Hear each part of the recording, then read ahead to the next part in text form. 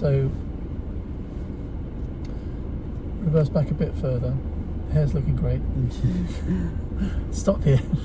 We're going to avoid parking next to another car on the driving test, so we're always going to leave at least one space between you and any other cars. So let's say we're going to go for the bay one space away from the black car, the bay with the heart on it. Yeah. Okay, so that's our target. So let's drive past the target 2.5 spaces. Now you've got to put your door mirror from your point of view roughly 2.5 spaces past the heart. Okay, so just drive in a straight line, straighten up. And so that's our target. So it's 1 space, 2 spaces, halfway down the 3rd space, stop. And now, if my theory is correct, if you turn the wheel all the way towards the bay, and then looking both sides of the car, so look over the right shoulder as well. We're just going to reverse back until you can see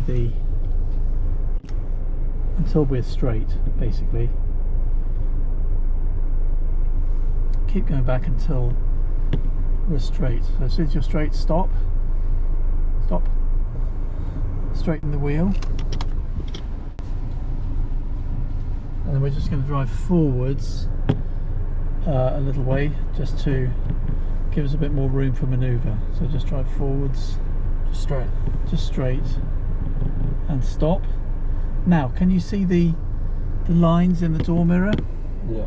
If the back of the car is in a good place and the wheels are straight, we're going to reverse straight back into the bay. We've only got T's here, but imagine the T's are extended across into a line, so that line is now roughly under your door mirrors. That's as far back as you need to go because that's where the front of the car will be. Yeah. Okay. All right. So shall we try it again?